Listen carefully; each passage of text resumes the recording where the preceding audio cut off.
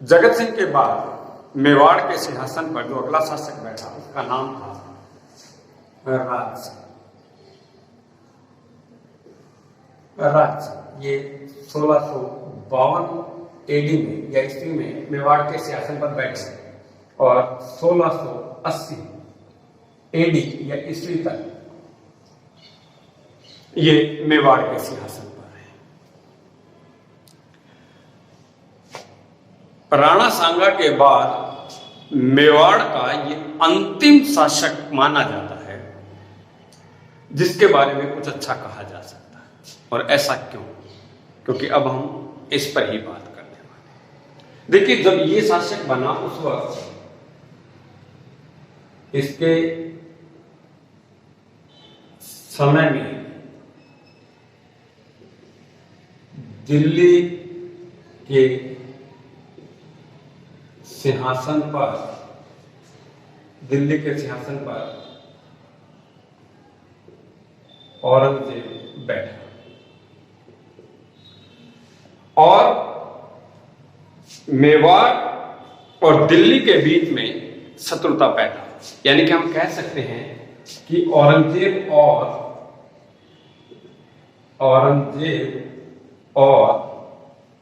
राज सिंह के बीच शत्रुता के कई कारण थे।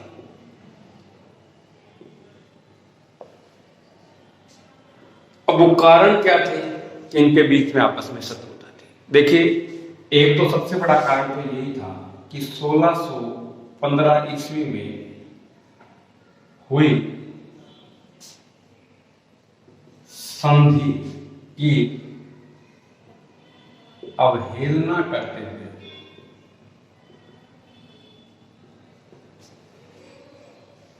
राज सिंह ने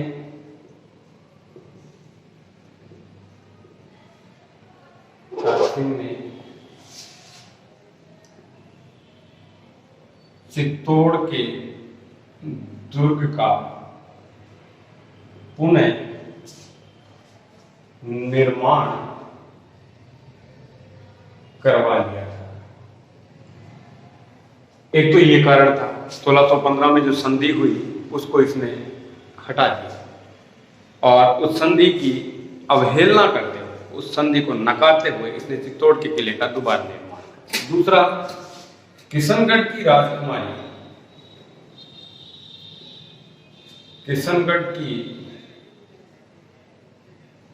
राजकुमारी चारुमती से औरंगजेब विवाह करना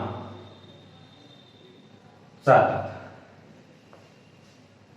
ये शादी करना चाहता था, लेकिन जिस दिन शादी होनी थी उससे एक दिन पहले ही राज सिंह वहां पहुंच गया और राज सिंह ने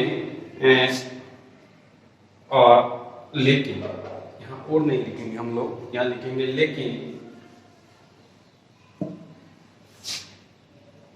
लेकिन चारुमती से राज सिंह ने विवाह कर लिया। दूसरा शत्रुता का कारण। तीसरा जो महत्वपूर्ण कारण वो ये माना जाता है कि राज सिंह ने मारवाड़ के राजकुमार अजीत सिंह और मारवाड़ के सेनापति दुर्गादास राठौड़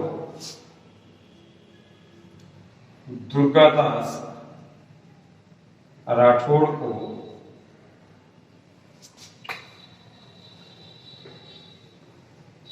शरण प्रदान,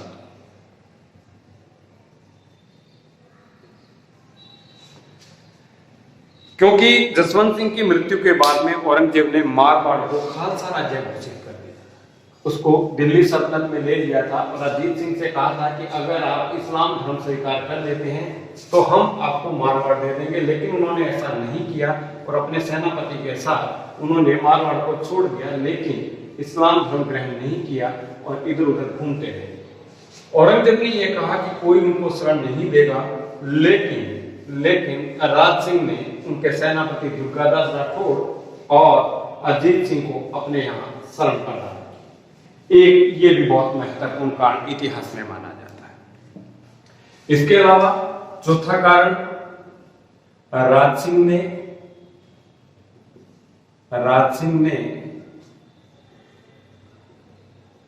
टीका दौड़ के बहाने जो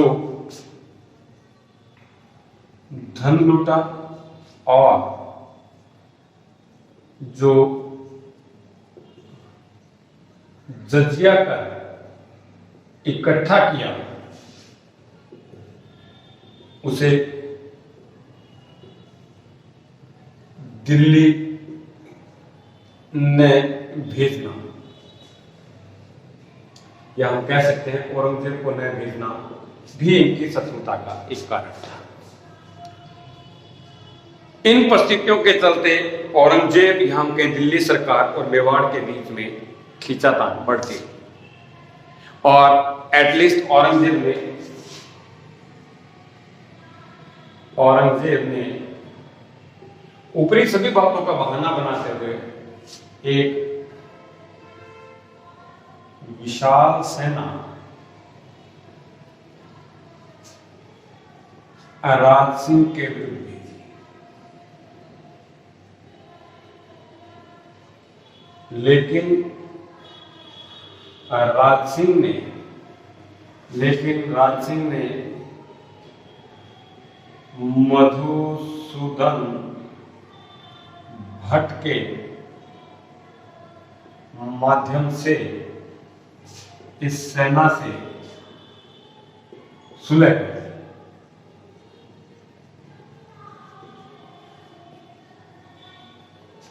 ऐसा नहीं है कि ये लड़ाई ही करता रहा या औरंगजेब से झगड़ता रहा, नहीं, इसने कुछ और अच्छे काम भी किए। इसने गोमती नदी के पानी को रोककर राज सिंह ने गोमती नदी के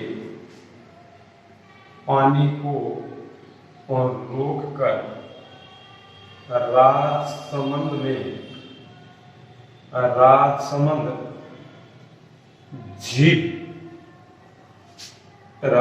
झील का निर्माण कर अकाल पीड़ितों की सहायता की। इस झील के किनारे, इस झील के किनारे 25 शिला लेखों को काटकर इसने शिलालेख लिखवाए।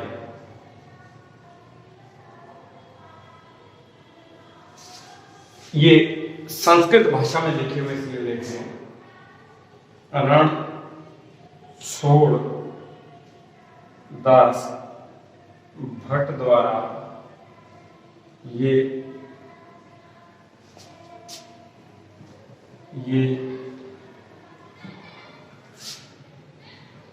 लिखे गए शिलालेख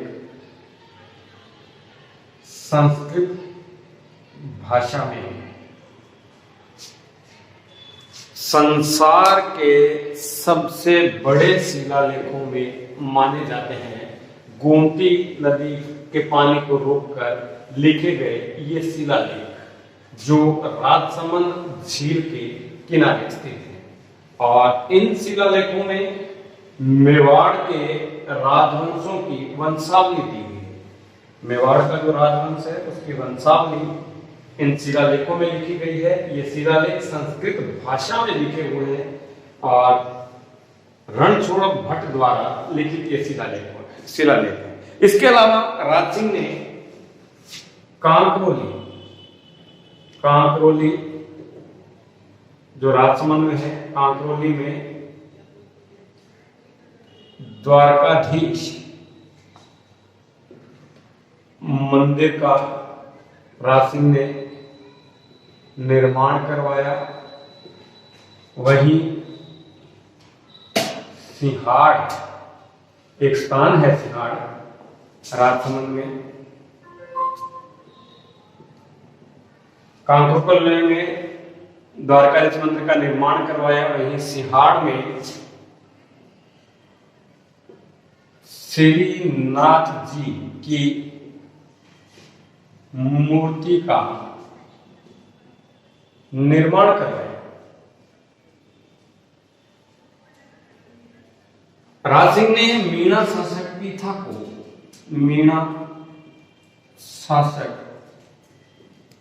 पीठा को